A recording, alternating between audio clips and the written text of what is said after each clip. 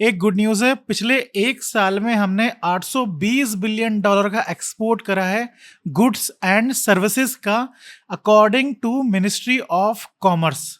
ये जो न्यूज़ है, ये बहुत इंपॉर्टेंट न्यूज़ है आपके लिए। प्रीलिम्स और मेंस में यहाँ से क्वेश्चन आता है।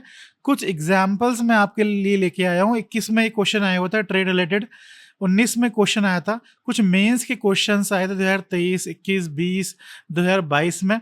तो ये जो टॉपिक है आपके लिए प्रीलिम्स और मेंस में इंपॉर्टेंट है। GS3 balance of payment chapter में टॉपिक आता है। गुड्स एंड सर्विसेज का एक्सपोर्ट $820 बिलियन से इंप्रूव हुआ है।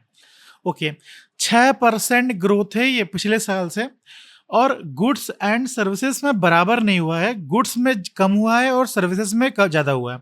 देखिए, सर्विसेज में जो 820 बिलियन डॉलर है ना, 820 बिलियन डॉलर में 450 मतलब $425 बिलियन हमारा एक्सपोर्ट सर्विसेज का इम्प्रूव हुआ है, बट गुड्स का 400 बिलियन ही हुआ है। मतलब गुड्स में अभी भी हम थोड़े नीचे हैं, सर्विसेज में हम ऊपर हैं। ठीक है, गुड्स में हम क्या क्या एक्सपोर्ट कर रहे हैं? गुड्स में हम एक्सपोर्ट कर रहे हैं engineering goods, petroleum goods, pharmaceutical goods, textile goods, chemicals हम एक्सपोर्ट कर रहे हैं। किन कंट्रीज को कर रहे हैं? कंट्रीज में जो अभी सबसे पहले नाम आ रहा है वो आ रहा है यूएसए का।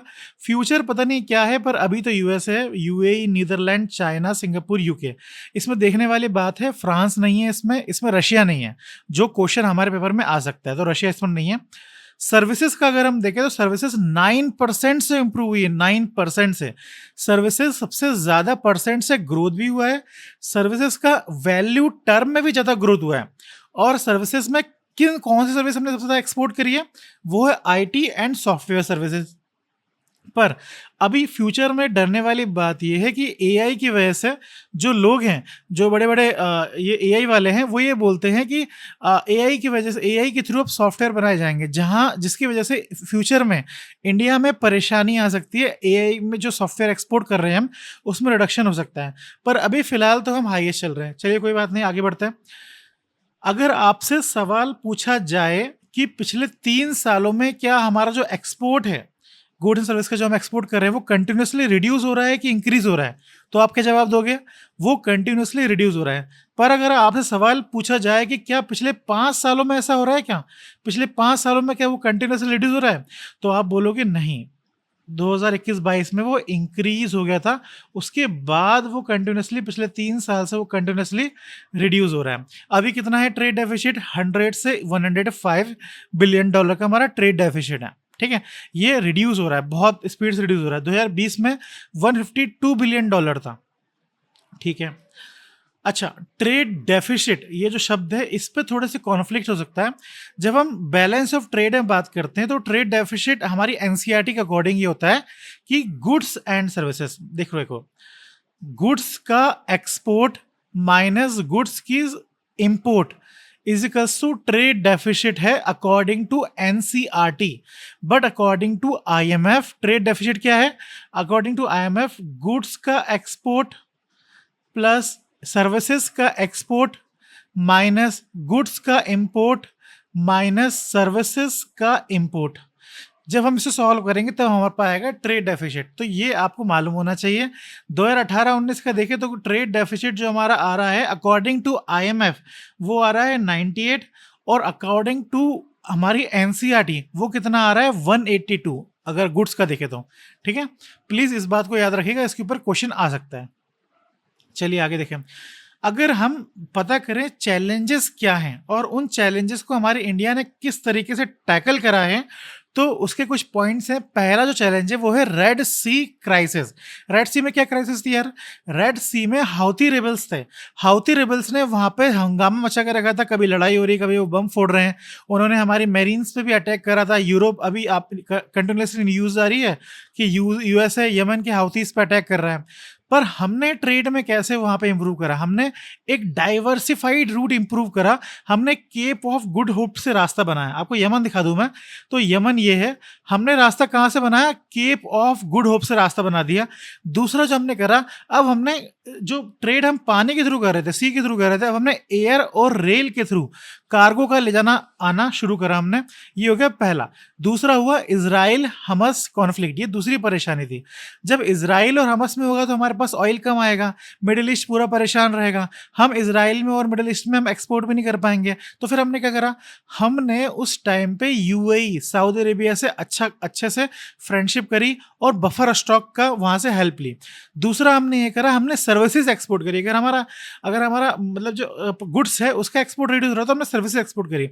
जब ये मिडिल ईस्ट में कॉन्फ्लिक्ट चल रही थी, वेस्ट एशिया पूरा परेशान था, हाउथीज परेशान कर रहे थे, इजराइल हमास की कॉन्फ्लिक्ट चल रही थी, उस टाइम पे शिप्स वहां पे जाना रिस्की होता था।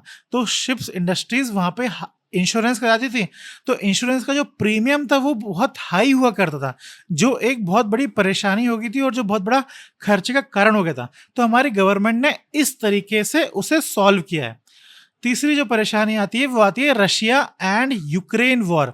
रशिया एंड यूक्रेन वॉर दो फायदे, मतलब नुकसान भी और फायदा भी है। नुकसान देख लेते पहला। तो पहला नुकसान ये है कि उस टाइम पे बहुत ऑयल का जो प्राइस है बहुत फ्लक्चुएट कर रहा था, पर उस टाइम पे हमें रशिया से बहुत कम दाम पे ऑयल मिला, जिसको हमने भारी अमाउंट में इंपोर्ट करा, जिससे हमारा ट्रेड डेफिसिट हुआ।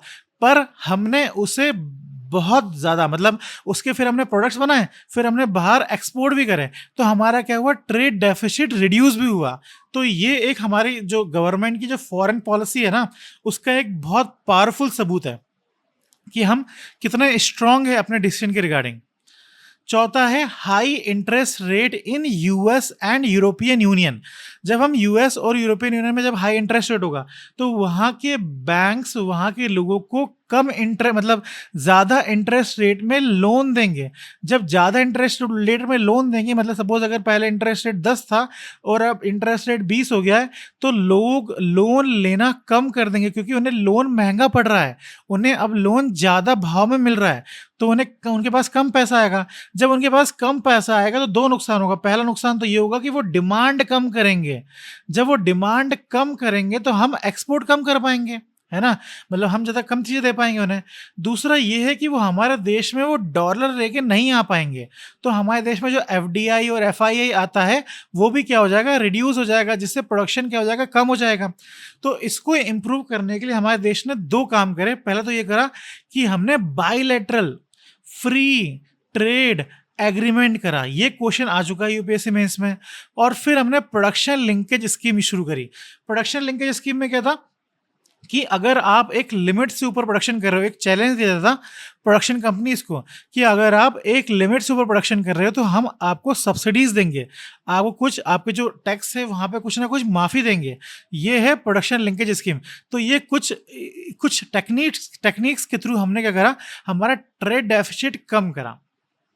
ठीक है, अगर हम जानें कि किस कंट्री के साथ हमारा सबसे ज़्यादा ट्रेड डेफिसिट है, तो पिछले 5 सालों से एक कंट्री का नाम जा रहा है, उसका नाम है चाइना। फिर दूसरे नंबर पे है रशिया। रशिया से आप ही बताया था मैंने, ऑयल की वजह से। सऊदी अरेबिया, इराक से हम ऑयल ले ही रहे हैं। इंडोनेशिया के साथ ट्रेड डेफिसिट इसलिए हमारा क्योंकि इंडोनेशिया से हम पाम ऑयल ले रहे हैं, वेजिटेबल ऑयल जो हम यूज़ कर रहे हैं वो ले रहे हैं, पाम ऑयल। तो इसकी वजह से रशिया इंडोनेशिया के साथ ये प्रॉब्लम आ रही है। हमारे फ्यूचर गोल्स क्या हैं? मिनिस्ट्री ऑफ कॉमर्स के गोल ये है कि 2030 तक हमें 1 ट्रिलियन तक एक्सपोर्ट करना है। अभी 820 ट्रिलियन 2025 में, 2030 तक हमें 1 ट्रिलियन तक एक्सपोर्ट करना है गुड्स एंड सर्विसेज का। और इसको इम्प्रूव हम कैसे कर सकते हैं? इसको इम्प्रूव करने का बेस्ट तरीका जो हो सकता है वो ये है कि हम अपने डिफेंस के जो प्रोडक्ट्स हैं उसे एक्सपोर्ट करें, हम अपने सेमीकंडक्टर्स को एक्सपोर्ट करें, हम अपने ग्रीन टेक्नोलॉजीज को एक्सपोर्ट करें। दूसरा ये है कि हम गवर्नमेंट्स क्या करें, लॉजिस्टिक कॉस्ट कम करें। लॉजिस्टिक कॉस्ट मतलब गतिशक्ति प्रोग्राम यूज़ करके, multi model hubs program use करके हम जो ट्रैवलिंग का जो कॉस्ट है उसे रिड्यूस करें। हम फ्री ट्रेड एग्रीमेंट करें, यूके, यूरोपियन यूनियन, कनाडा के साथ फ्री ट्रेड एग्रीमेंट करें। हम अपनी फाइनेंशियल टेक्नोलॉजीज शेयर करें, डिजिटल सर्विसेज शेयर करें लाइक यूपीआई। अगर इसको हम एक्सपोर्ट करेंगे तो हम अच्छा खासा इंप्रूव कर सकते हैं हमारे एक्सपोर्ट को, और हम अचीव कर सकते हैं हमारा गोल। ठीक है, थैंक यू, और please like, share and subscribe our channel UPSC guide. Thank you.